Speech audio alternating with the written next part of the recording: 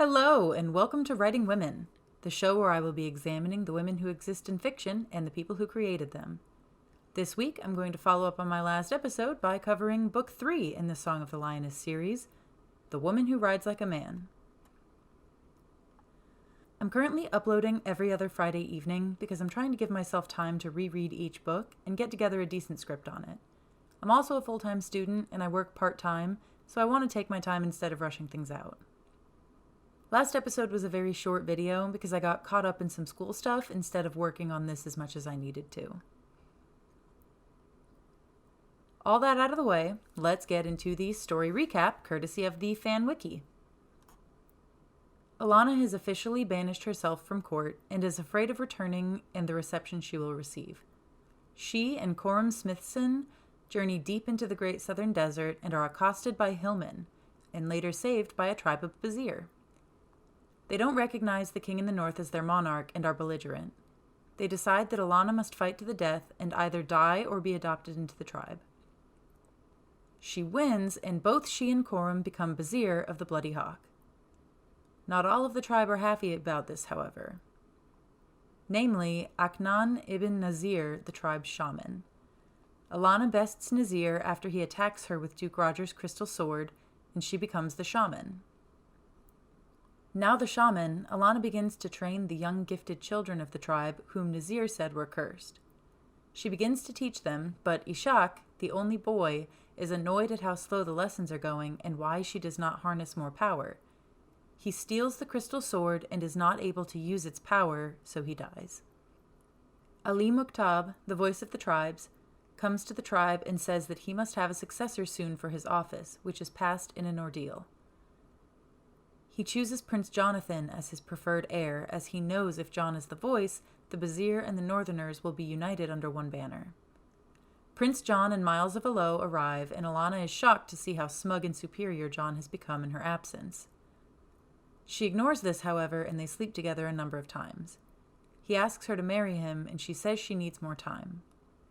Meanwhile, Jonathan is adopted by the tribe and trains under Ali Mukhtab to be his successor. In an ordeal involving powerful magic, Ali transfers his powers as the voice to Jonathan and dies. Miles then adopts Alanna as his daughter and heir. Alanna is angered when she learns that John has just assumed that she would return with him to Chorus and confronts him. They have a large fight and John leaves without her.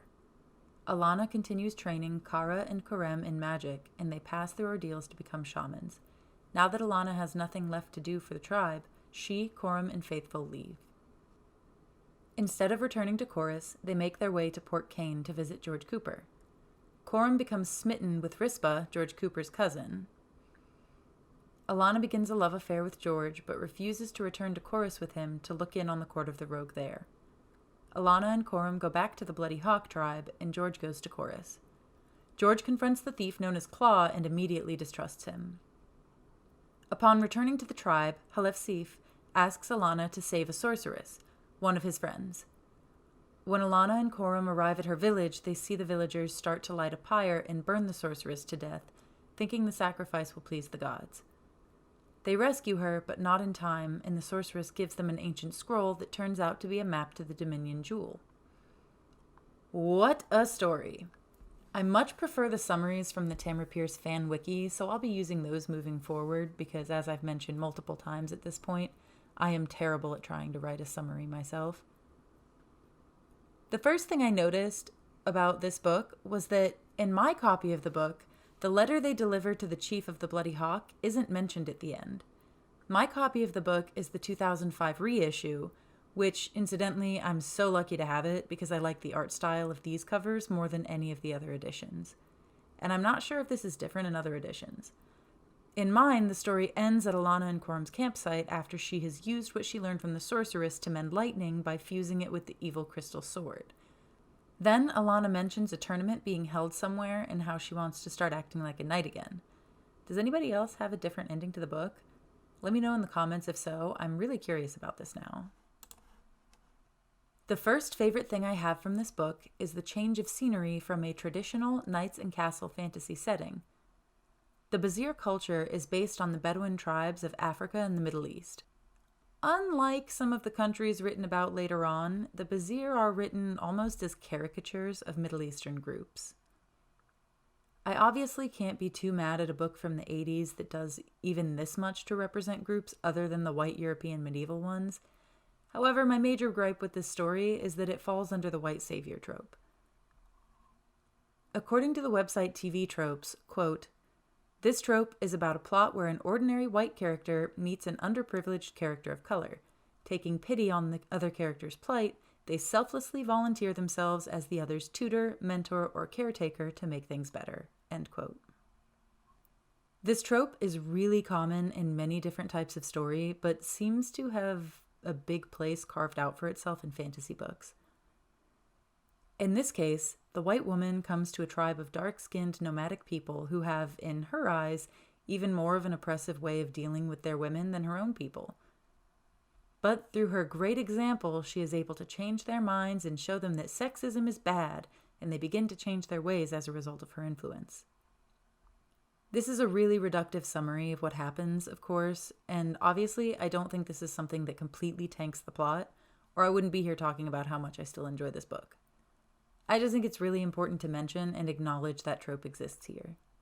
The twist on it that makes it seem a little less cringy to me is that Alanna kind of begins to change her views of the women in the tribe as well.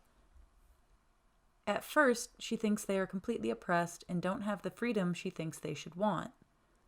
But as she spends more time with them, she realizes that the women of the tribe don't live in fear of the men the way she thought they did, and that many of them wear their veils by choice. Like her students, who consistently refuse to remove their veils in public, even though Alanna tries to push them repeatedly to do so. Alanna eventually gives up on this, and though she doesn't understand their choice, she accepts that her version of liberation may not look the same as theirs. It's hard to get past the cultural imperialism aspect of the story. There is a clear narrative lean toward Alanna being right and the Bazhir not knowing what is best for them, even when Alanna accepts that she can't change all of their ways. Like an exasperated parent who decides to stop arguing with a teenager who is going through a phase where they don't want to be just like her. It's like she's humoring them instead of fully accepting their ways. The seed of the prejudiced idea that her way is right still exists in that interpretation. Because of how the author's depictions of other cultures has changed over the years, I doubt it would be written the same way today. If anyone disagrees or has anything to add to those thoughts, I would love to hear your opinion. I can only share my perspective on this story angle and don't want to talk over anyone who may have a different take on it. Alanna and Jonathan's relationship was my second favorite thing in this book. It felt really natural to me. It began passionate like most teen romances and first loves, then fizzled once the two involved realized they didn't really want the same things in life. Alanna's insight on herself not being ready for marriage was something I think I really needed to hear when I was younger. She doesn't let John pressure her, no matter how much she loves him, into doing something that she does not want to do. In their final explosive fight, we see how much he likes the idea of her being strong and independent, but that he isn't really ready for the reality of being with a woman like that. Though I'm not sure how I feel about her rebounding with George, I think a case can be made for the fight with Jonathan, making Alanna realize that she had feelings for George, who has always accepted and loved her for who she is. I will not rehash what I talked about last time with the dubious nature of consent in their initial romantic encounters. If you haven't listened to my episode on In the Hand of the Goddess, go do it for that story. It's less than 10 minutes long, so it won't take you very long to watch it and catch up. I enjoyed seeing Alanna make female friends in this book. Her early forays into exploring her femininity with Eleni Cooper aside, she seemed to think that she, and by extension all girls, were, as a rule, weaker than men in the previous books. Which is why she tried so hard to prove herself, because she truly believed that she was not as good because she was a girl. Though this book is definitely the weakest of the series, one of its strengths and why it is important is that we see Alanna sit down and try to learn traditional womanly arts like weaving. These are things that she shied away from as a child in favor of doing things that she thought were more worth her time and traditionally gendered as male activities. She discovers that it is difficult to learn and more difficult to do it well once you know the basics. She gains even more appreciation and respect for other women by the end of the story. It was a nice switch from the other girl around Alanna's age in the previous book, Delia, being a pretty girl who flirts with all the boys and steals Alanna's man before she even realizes she loves him. Oh, and don't forget she's also evil and working for Duke Roger because she is a scheming pretty girl who only wants to stab you in the back. I felt like the build-up with Tom resurrecting the dead was a little bit weird happening off-screen. It kind of seemed to come out of nowhere because we just get a little info dump of, oh, by the way, Tom was basically dared to resurrect the dead, and so he did. And guess who he resurrected? It is in line with what we have learned about him in the last 2 books. I just feel like a giant development like that should have been shown to us directly, not told to us offhand in the end of the book. It should have been the subject of its own story, not just an afterthought on this one. The addition of Claw to the story toward the end was a little weird too. It sort of comes out of nowhere that suddenly George's seat as the rogue is in total jeopardy rather than the bit of trouble he initially expected. He's been so on top of things until now, knowing every move of every person in the city that might do him harm. I don't think I can stretch my suspension of disbelief to thinking he didn't notice any of this was going on with Claw. It is decent sequel bait though. Who is this mysterious Claw who Miles recognizes as a noble but can't figure out who he is due to his scars? We'll find out next time. Until then, some final thoughts. Miles adopting Alanna was amazing. Loved it. Love everything about their relationship. People beginning to understand Faithful and just not really questioning it much after the first time is always going to be funny to me. I've had an idea for a drawing of Faithful for ages, but haven't worked on it much. Fortunately for me, rereading those books has kind of rekindled that inspiration, and I have finally finished it. Alanna gets sassy about how people say that when she does things well, she does them like a man, and how that's ridiculous because women are just as capable as men. It's a really Yas Queen moment for her, but, it's a YA book published in the 80s, so there's only so much I can complain about that. If you like this video, don't forget to actually like it, and please share to any of your Tortall-loving friends. I'm going to be on these books for a while if I don't get any suggestions for other stories to cover. Also, subscribe and leave any feedback for me, whether it's words of encouragement or if you want to challenge any view that I expressed. I would really appreciate hearing your opinion. I would love to have an actual conversation about this stuff instead of me just shouting into the void. I also have opened up a Patreon. In case any of you really enjoy my content and want to support me, I would really appreciate it if you subscribe to me over there. I will put the link in the description of this video.